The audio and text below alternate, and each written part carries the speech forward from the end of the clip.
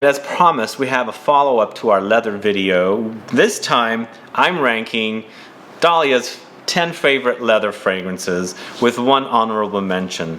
So if you're curious to watch and find out what the fragrances are, please stay tuned.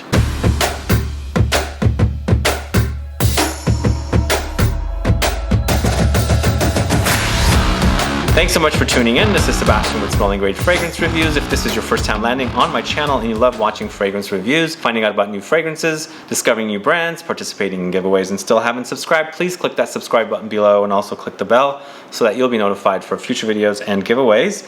So Dahlia, you like leather, right? Okay, this is a Sadie Hawkins video. I'm really excited about this.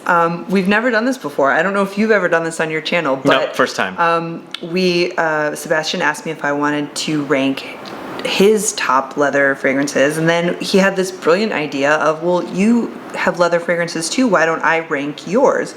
So we've really never done this, and it's exciting. I kind of see why you get such a kick out of it, because, you know, I like to find out where you put things, and there are surprises. Yeah, and I'm totally surprised. Plus, I mean, I love all of them, so I don't necessarily have a horse in this race, but very flattering that Sebastian has put his nose on the fragrances that I have that are leathers. So these are 10 that I brought, and one honorable mention. And one honorable mention. My collection is not as big as yours. Should we do the honorable mention at the end or the beginning? Beginning. All right, so we're going to start with the honorable mention. So you have Chanel Cuir de RUSSIE, and I have this. So I didn't include it because it's so tiny. It's just a sampler set, and it's a vintage. But it's the original. Sorry, and I know that it's but it's the original, and it's so cute. It's so cute, and I thought you guys would probably want to see it because it's, well, obviously falling apart. But aside from that, it's these wee little bottles. But there's still some juice in them, so we kind of had a chance to smell the old with the new. So we've got, I'm just gonna, I don't know, do they care? Here, you can see the little bottle. It's teeny. They're tiny. These are probably the pure perfume editions, right? Yes. I'm sorry, I can't make it focus for you. He's the one who has these talents and I do not. But so we compared them. This is the honorable mention. It's really good just because I haven't sprung for a full bottle of the current, but I do have the little tiny vintage bottle, and it is more concentrated and kind of buttery compared to this very classy, elegant one, which I also ranked really highly on part one of this. Do you generally like Chanel? I have number 5. I have the Eau de Cologne, and I have Cocoa. Okay. So I guess that's a yes. Okay. But I don't have this one. Okay. I love Chanel. I know. And this one's a great one. It's an excellent leather. It's beautiful. Okay. Honorable mention, Cuir de RUSSIE from Chanel. And it's an honorable mention just because, you know, the full bottle rule. But so what did you pick for number 10, Sebastian? So number 10, it's a very limited availability fragrance. You guys know. Okay. Limited. Wait, let me tell you. The only way you can buy these fragrances, unfortunately, is when Andy Tauer makes an appearance at in person at a perfume shop. In the flesh. This is Hyacinth and a Mechanic at number 10. It's really good. Now, I picked this at number 10 because I find the intensity to be overwhelming. And there are 2 other fragrances in this collection that I prefer a little more than this. But this one smells like hyacinth flowers at a mechanic shop, basically. It's amazing. It's greasy, but very, very leathery. And there's that green floral undertone in there. But the floral part is not big. It's mostly about the leather and the mechanic shop smell. It's very, very oily and greasy, and really does smell like I can just visually picture a Hollywood film where there's a car and the guy's like coming out from under the car, the mechanic. Yes. And there's some flowers there or something. What's great is that this is his stories line, and it's incredibly narrative. On my skin, it's not beast mode leather. It's really the hyacinth, and a little kind of motor oil. So you bring out the hyacinth. For once.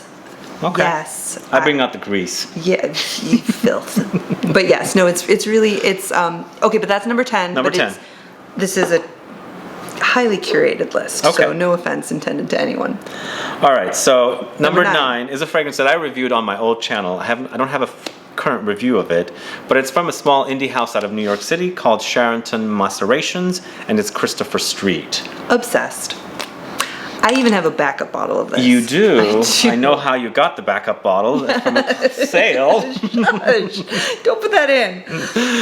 No, Christopher Street is a great fragrance. To me, it reminds me of classics from the 80s. It's very aromatic and citrusy, but it has the leather undertones. This is the longest wearing citrus fragrance I have ever experienced. At all? Ever. Wow. It doesn't like lift off in 20 seconds. It doesn't lift off in 20 minutes. It doesn't, 20 hours you're still wearing it. It's good. It's really good. It reminds me of Dad, too. It does have classic the touches. splash kind of clean crispness to it, but with that leather kind of kick. Obsessed. So, but I can wear it. It's not, it's very unisex. Well, you bring out the femininity from wearing it. And I bring out the masculinity. This is my summer go-to. Really? Yeah. Wow. You can, I'm pretty far down. Yeah. Okay. So if you guys don't know this house, check it out. It's CHARENTON Macerations, and it's Christopher Street. And it wouldn't be a video with me in it if we didn't talk about this next one at number 7. This next one, we have a video comparing... Oh, wait, 8, sorry, 8. Number 8, we have a video comparing this brand, ARAMIS. We compared ARAMIS 500 with Clinique's Aromatics Elixir. Correct. Both owned by Estee Lauder. This is ARAMIS, the original ARAMIS in aftershave. Unlike Sebastian, you may have guessed from this that my dad wore it too. I'm not shy. I will go to like estate sales, eBay. I will buy older bottles and kind of sometimes take a chance and blind buy them too. And I have several bottles of the old, not the current ARAMIS, but the old ARAMIS. Not just for nostalgic reasons, it actually wears really well on me. It's a beautiful blend of patchouli, leather, other good stuff. It's a good fragrance. It's really, very classic. You're obsessed with ARAMIS, especially when you have backup bottles of these. Yeah, the last 2, I guess I have. Yeah, all right. Guilty. You're a true perfume fiend. Denial, I guess it's not just a river in Egypt, but yeah. Yeah, it's not. All right, at number 7, this one, I was surprised she had it, and she brought it. It's a leather, but it's very animalic. But it's classic. Inspired by Greece and the Greek gods. It's an 80s powerhouse. Cuir. Very, very civet heavy with lots of leather. But it's Yves Saint Laurent, and this is also the vintage formulation. Wait, this is a vintage? Yes. Wow. Smell it. Really? Yeah. Do you have any skin left? Yeah, go for it. And by vintage, I don't mean like... Ooh. Right? Oh my God. It's so good. So much better than the current formulation. I know. It's really... Wow. So that's, this is part of why it's exciting that we're doing this, because... This is so good. Where'd you get the vintage? eBay. Wow, it's good. Yeah. Now, it's very aromatic. It's so it's considered a fougere. It's projects. It's beast mode. It's beast mode. And it's right on the line. Again, I've said this in other videos, but ladies who are looking to wear something more masculine and it wears well, it's right on the line. I can do it. This one screams hairy-chested, beefy guy to me. It's... With those Versace shirts with like a necklace or something. There's nothing wrong with that. I don't have a hairy chest and I still wear it, but Okay. Cuir is amazing. It's really good. It's even more amazing if it's the vintage is really good. This is amazing. You guys, eBay, it's... You find good stuff on eBay. You can find good stuff on eBay. Okay. Yeah. I've had very good luck. So this next one at number 6. Number 6. It's from a Florentine perfume pharmacy, or pharmacy turned perfume brand that I actually did a video at. You were there when I shot the video. We both went to Pitti last year, and yes, I got to see Sebastian at work, kind of interviewing the nose. The brand owner. The brand owner. Yeah. What's the name again? Cuir. Santa Annunziata. Farmacia Santa Annunziata. Right? Anyway, that's what it is. I have a video about their perfume pharmacy / perfumery. You can hold up the bottle. I don't think you'll get the spelling of it, but like go like that. Maybe it'll focus. Maybe? Focus, focus, focus. Okay. So this is called CUOIO Fiorentino, so Florentine leather. So this one actually is a very fresh and aromatic start to the fragrance, and it dries down to a leather and becomes more deeper and richer. At least that's the experience I have with this one. It grows. It grows. It develops a lot. But the thing is, I mentioned this to a couple of the perfume shop I was doing videos at in Italy when we were there, and I noticed that perfumes wear so different in Italy. I think it's the humidity there. It's so they smell muggy. so different than compared to here. So this one we experience it differently, right? This was, to me, more floral in Florence, and more leathery here in the States. Well, In San Francisco. Specifically San Francisco. It's a very leathery, Fragrance. yeah, and Yeah. it's maybe beast mode would be overstating it, but whatever the next level down from beast mode is. We did actually feature one of their fragrances in our Patchouli video. Right, Patchouli yes, the silver one. Indonesiano. Yes. So check it out. It's FARMACIA ANNUNZIATA. I think that's how you say the name. Anyway, that's at number 6. That's number 6. And at number 5, Top 5. this is well, it's actually got one of my favorite notes, patchouli, in it. It's called Patchouli Flash, but it has a dominant leather note. It's from TAUERVILLE, which actually, this is also from TAUERVILLE, but this is the Stories collection, which is limited, only available when Andy Tauer makes an appearance, but this one is available for $63 all over the place. This one is so good. This is a kind of a, Love it. it's very classy. It's got like whiskey kind of It's boozy. booziness to it. It's the patchouli is very elegant, and the leather is too. It's really good. I love this. That's why it's higher up, but I just don't find it to be an ultra leathery fragrance to me. no, this is a patchouli fragrance, but the leather is what gives it its Depth. depth. Yeah. So this is top 3 TAUERVILLE for me. Rose Flash, Vanilla Flash, Patchouli It's my Flash. favorite. It's your favorite. Anyway, that's at number 5. At number 4 is a fragrance we featured in my leather fragrances video that Dahlia ranked, but we featured the intense version. This is the one she ended up picking up after we did our comparison video with the intense version. This is the Atelier d'Orange's Rien. Now this one, I have to put it up here because it's really good. It's a great leather. It's one of the best leathers, but it's very, very animalic. Civet heavy and castoreum heavy. It's very smoky also. There's incense in here. And the aldehydes. The aldehydes give it this like sparkliness to it, even though it's like got this like deep depth to it because of all the depth. This is one where like a friend of mine, we went to dinner and you hug people hello and what, she didn't let go. Really? She kind of kept like what are you wearing? Yeah, no, I mean, what are you wearing today? It's like it was fine, but it was, yeah, that one's, it's amazing. but again, it's the leather that kind of, it wouldn't be, obviously no perfume would be what it is without a note, but this, it is elevated by the leather but it is it would be in the top spot of an incense list as well. Okay. In fact, did we feature it? Was. Yeah. Anyway, that's at number 4. It's Rien from Atelier d'Orange. So the next fragrance that I put at number 3 is a classic fragrance. It's a very, very well-known Parisian fragrance, Cabochard by Madame Gres.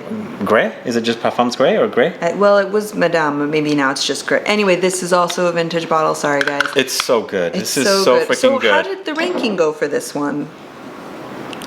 Well, originally it was at number 10, but I had to shuffle things around after I started getting to know them. I don't have experience wearing this one, but my mom did wear it, and I remember it from her.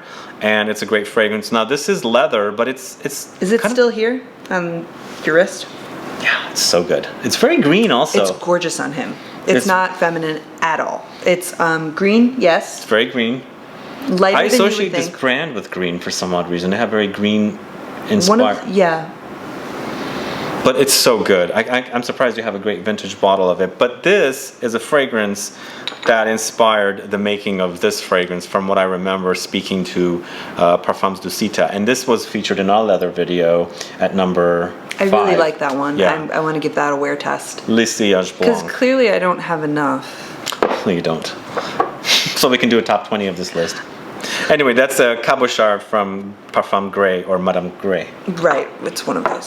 So at number 2 is a fragrance we featured in our Patchouli video. Yes. And it does have a dominant leather note. It's Noir Patchouli from Histoire de Parfums. Now in my leather video, we featured 1740 Marquis de Sade, but this one is all about patchouli and leather, similar to Patch Flash. I think what's interesting is on you, when you wear this one, it's very, very, very patchouli. And on me, the leather is much more forward. What's the word I'm looking for? Yeah. Like more. It comes out more. You bring out the more. I was just going. Yeah, dominant. Dominant leather.